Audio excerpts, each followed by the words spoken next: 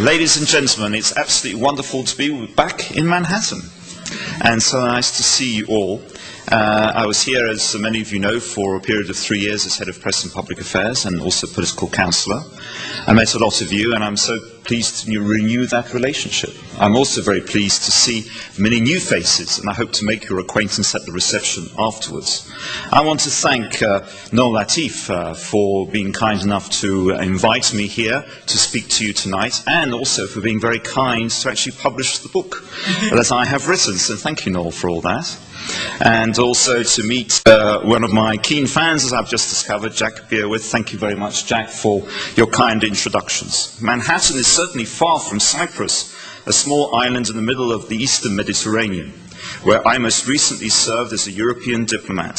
To paraphrase that famous British poet William Wordsworth, my talk today is not in some secreted island, heavens knows where, but in the very world which is the world for all of us, the place in which in the end we find happiness or not at all.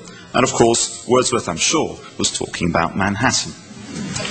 Many of you who rent an apartment in Manhattan know what a diplomatic clause is. Well, I inevitably have one for this talk as well. What I'm about to say is, of course, entirely my personal views. That's why it's going to be particularly interesting, hopefully. Now, I'm sure that will make for a safer world. My book, Journey to Become a Diplomat, is meant to be an inspiration to those who wish to make a lifelong contribution to world affairs. Its format is different from a typical careers book. It's much more than just advice on how to apply for jobs in foreign affairs and get in. Instead, President Noel Latif had the brilliant idea of illustrating this book with the story of someone's journey to achieve that very goal, to put some real life experience into that process.